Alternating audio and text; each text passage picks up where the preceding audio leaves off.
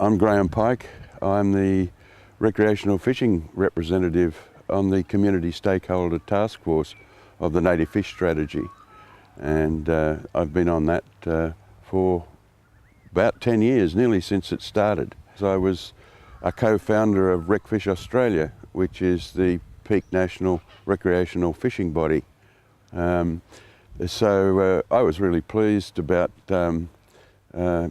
being asked onto the committee, because I had worked a little bit with Jim Barrett in establishing the Native Fish Strategy.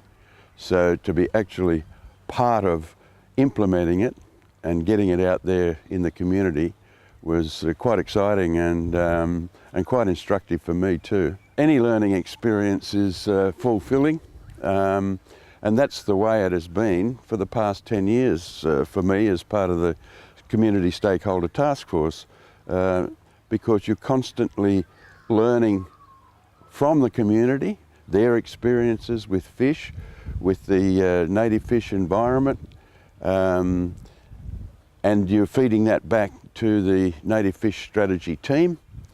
So it's a mutual learning project, and that's another reason I got so much out of it. To give you an example of the sorts of things, on one of our many trips during Native Fish Awareness Week, I met a fairly hard-bitten farmer, and he had a property up in the Namoy, on the Namoy River. And over time, he and his family had blocked off culverts and dry stream beds to try to prevent floodwaters coming on his property during the natural flood cycle every few years. However, he learnt through the Native Fish Strategy that these culverts were doing quite a bit of damage to the spawning facilities for native fish. In other words, they'd cut the native fish off from their spawning areas during floods.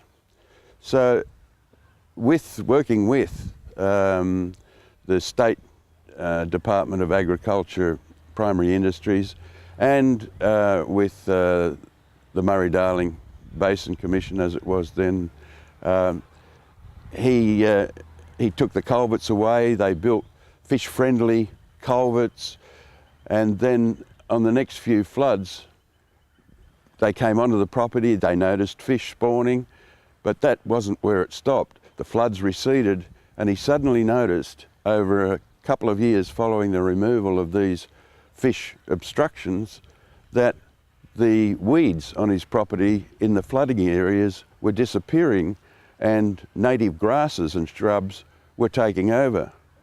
And in his estimation, within about 7 years of him removing the obstructions to the fish and the water, the floods, he'd increased that area of his farm, the production level of that area of his farm, 9 times.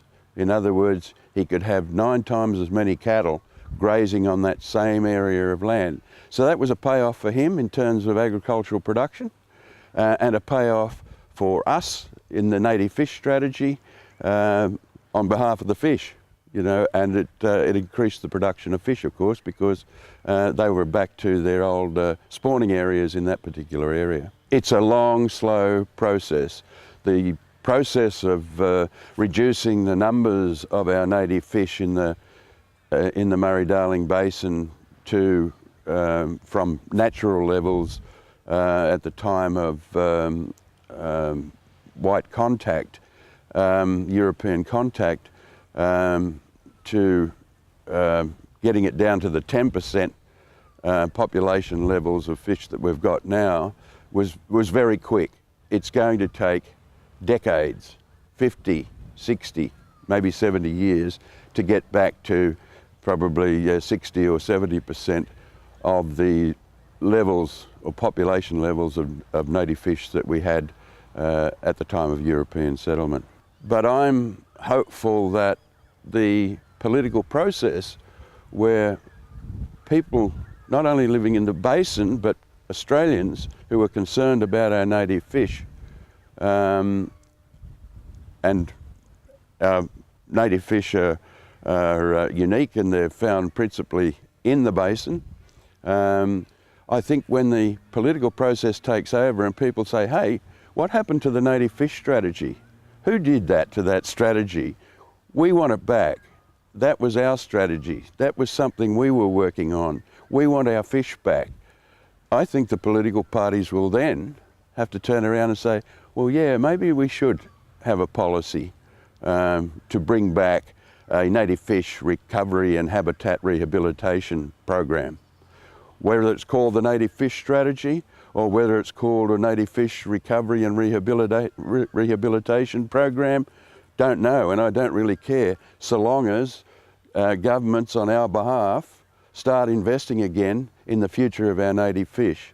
Because if you look after the fish habitat, the fish will look after themselves, and fish are the indicators of a healthy environment, healthy waters, healthy streamside environments, healthy pastures, healthy riparian zones. If you've got healthy fish, you know your environment is doing pretty well. And that's what we've got to get back to.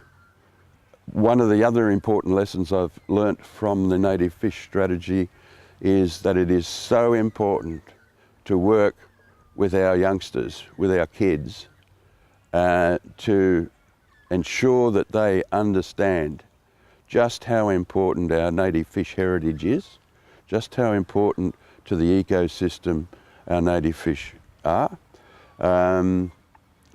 and what they can do to foster native fish and their habitats. If you understand the fish, you will be able to, one, fish for them more successfully, but two, also care for them in their environment and rehabilitate damaged habitats.